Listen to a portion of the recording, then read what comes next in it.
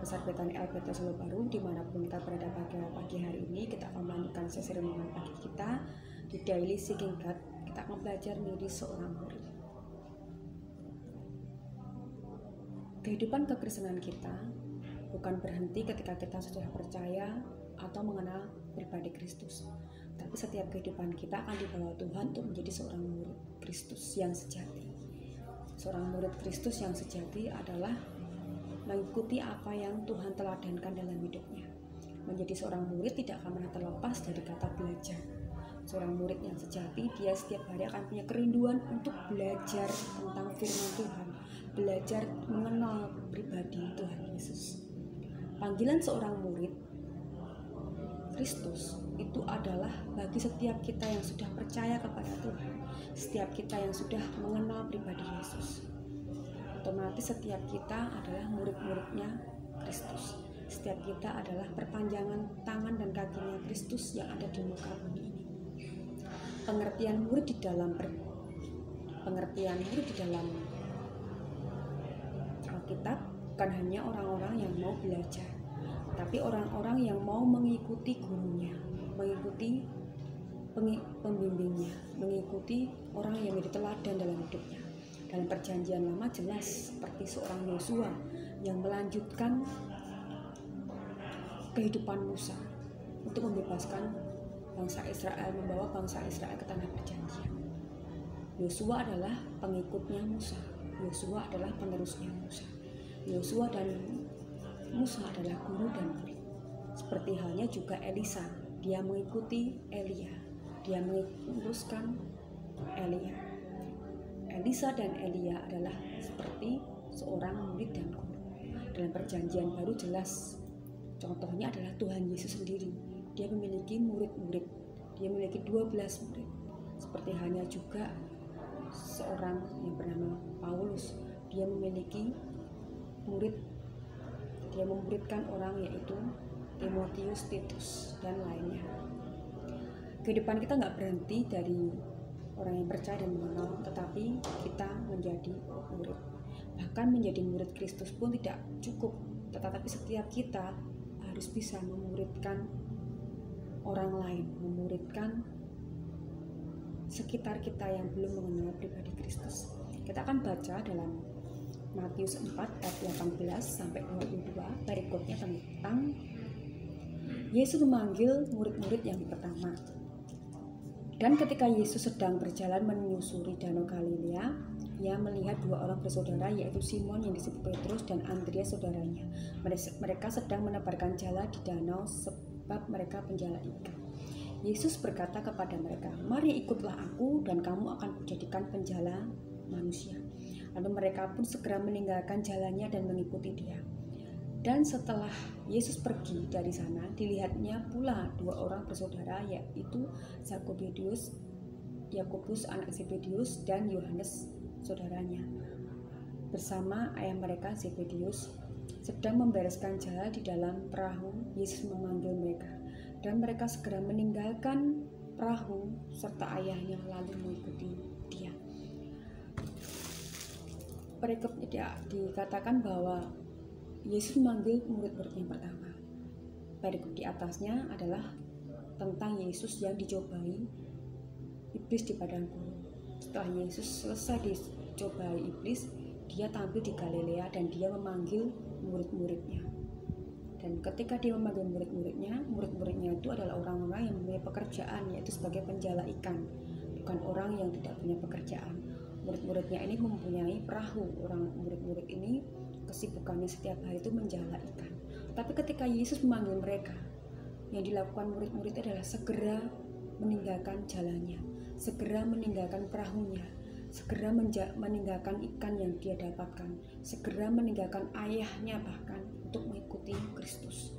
Dalam kehidupan kekristenan kita sebagai murid Kristus, kita harus berani meninggalkan apa yang Tuhan mau, dalam arti mengutamakan Tuhan menjadi Tuhan dan Juru Selamat yang utama dalam kehidupan kita. Murid Yesus harus berani meninggalkan apa yang kita punya dan mengikuti Kristus. Nah, karena kita percaya ketika kita mengikuti Kristus, ada kehidupan yang Tuhan berikan lebih baik dari yang kita punya. Meskipun kenyataan menjadi murid Kristus itu bukan sesuatu hal yang mudah, karena akan ada yang namanya proses, akan ada yang namanya ujian, akan ada yang namanya tantangan, hambatan, bahkan tekanan yang membuat kita mungkin berhenti menjadi murid Kristus. Tapi menjadi murid Kristus yang sejati, kita harus berani meninggalkan, bahkan kita harus setia, kita harus percaya kepada Tuhan yang menjadi guru dalam kehidupan kita, orang yang mendidik kita untuk menjadi orang-orang yang serupa dengan Kristus. Murid Kristus harus mau mengikuti Kristus dan melihat apa yang Yesus kerjakan. Murid-murid Kristus pun diperlengkapi Tuhan dengan kuasa dan otoritas. Murid-murid Kristus pun juga bisa melakukan seperti yang Kristus lakukan, karena ada kuasa dari Tuhan yang murid-murid Kristus ini miliki, sehingga murid-murid Kristus bisa melakukan pekerjaan yang lebih besar daripada Kristus. Untuk menjadi seorang murid Kristus yang sejati itu seperti di dalam Matius 16 ayat yang ke-24. Kita akan baca Matius 16 ayat yang ke-24. Lalu Yesus berkata kepada murid-muridnya, "Setiap orang yang mau mengikuti aku, ia harus menyangkal dirinya, memikul salibnya, dan mengikuti aku." Ketika kita mau mengikuti Kristus, kita harus menjadi murid Kristus. Yang dilakukan adalah kita harus menyangkal diri. Menyangkal diri di sini dikatakan bahwa tidak menempatkan diri kita sebagai pusat kehidupan, tapi menempatkan Kristus sebagai pusat kehidupan kita. Orang yang menyangkal dirinya itu adalah orang-orang yang mengerti kasih karunia Allah. Karena apa? Hidup yang kita miliki itu adalah hidup yang pemberian Allah, hidup yang harus kita syukuri, hidup yang harus kita nikmati. Karena apa? Itu pemberian Allah. Hidup yang harus kita jalani dengan tanggung jawab, dengan setia kepada Tuhan. Menyangkal diri, kita harus menempatkan Kristus sebagai pusat kehidupan kita. Selanjutnya, memikul salib. Setiap hari harus seperti Kristus yang memikul salibnya untuk menyukakan hati Bapa. Dia taat kepada Bapa, bahkan dia rela disalib karena mengasihi umatnya. Kalau kita mau menjadi seorang murid Kristus yang sejati, kita harus mau menyalibkan kehidupan kita, memikul salib kita. Karena setiap hati kita itu taat kepada Bapa, karena hati kita mau menyukakan hatinya Tuhan. Yang ketiga adalah mengikuti Kristus. Setia mengikuti Kristus dan taat melakukan firman Tuhan. Murid-murid Yesus yang rela meninggalkan jalannya, meninggalkan perahunya, bahkan ayahnya, adalah orang-orang yang memiliki komitmen karena dia terpanggil menjadi murid Kristus dan dia tidak setengah-setengah meninggalkan jalannya, pekerjaannya, ataupun perahunya, ataupun ayahnya. Tapi murid Kristus yang terpanggil adalah orang-orang yang punya komitmen tinggi untuk menyelesaikan bagiannya, menyelesaikan panggilannya sebagai murid Kristus. Untuk menjadi murid Kristus, kita harus rela untuk membayar harga. Mungkin harga yang harus kita bayar adalah suatu hal yang berat bagi kita. Tetapi percayalah, ketika hidup kita serahkan sebagai murid Kristus, hidup kita pun akan dijamin oleh Tuhan. Bukan berhenti sebagai murid Kristus, tapi kita memastikan hidup kita juga memuridkan orang lain, membagi hidup kita kepada orang lain. Jadi kehidupan kekristenan kita nggak berhenti, tapi kehidupan kekristenan kita sampai kepada rela memuridkan orang-orang yang belum mengenal Tuhan.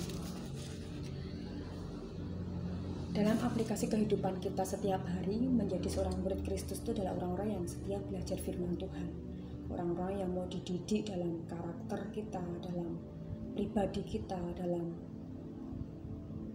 tingkah laku kita. Seorang murid Kristus yang sejati akan sepadan dengan Kristus. Bulan depan di gereja kita akan masuk ke dalam bulan pemuritan. Setiap kita akan memuridkan orang. Tapi sebelumnya kita memastikan hidup kita adalah murid Kristus yang siap memuridkan orang lain. Murid Kristus yang siap memiliki hati Kristus, sehingga setiap kita boleh menjadi contoh teladan bagi orang-orang yang belum mengenal Kristus. Seorang murid Kristus akan belajar setiap hari firman Tuhan, akan merenungkan firman Tuhan, akan dibentuk, dididik, dan pada akhirnya setiap kita menjadi orang-orang yang bertumbuh dan mengalami pengenalan Tuhan lebih dalam lagi sebagai murid Kristus. Memuridkan itu berarti membagi kehidupan kita kepada orang lain dan mengajarkan segala sesuatu tentang ajaran Kristus untuk menjadi murid Kristus, menjadi serupa dengan Kristus.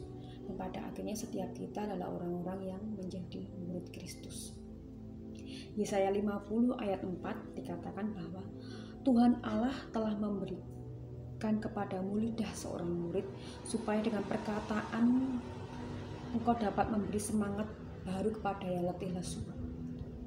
Setiap pagi Tuhan mempertajam pendengaran kita untuk mendengar seperti seorang murid. Seorang murid memiliki lidah seorang murid. Seorang murid memiliki telinga seorang murid. Seorang murid Kristus memiliki hati seorang murid Kristus, memiliki pikiran seperti pikirannya Kristus, yaitu memikirkan perkara-perkara yang di atas, seperti dalam Kolose 3 ayat 1 yang kedua. Jadi biarlah pagi hari ini kita mengerti bahwa setiap kita dipanggil untuk menjadi murid Kristus, memiliki karakter Kristus, memiliki telinga sebagai seorang murid, memiliki kehidupan seorang murid, memiliki hati seorang murid, memiliki pikiran seperti murid Kristus yang memikirkan perkara yang ada di atas, bukan perkara yang ada di bawah bumi. Dan pada akhirnya kita layak disebut murid-murid Kristus. Menjadi murid Kristus tidak diukur dari berapa lama kita mengenal dan percaya pada Yesus. Tetapi menjadi murid Kristus itu adalah setiap hari dalam kehidupan kita dedikasikan untuk mengenal pribadi Yesus. Menjadi murid Kristus itu adalah perjalanan panjang, itu perjalanan seumur hidup kita. Perjalanan untuk kita berkomitmen mengenal pribadi Yesus, belajar tentang Kristus, dididik oleh Kristus, dan pada akhirnya kita boleh meneladani kehidupan Kristus, dan akhirnya kita juga bisa memuridkan orang-orang yang belum mengenal Kristus, dan banyak jiwa yang diselamatkan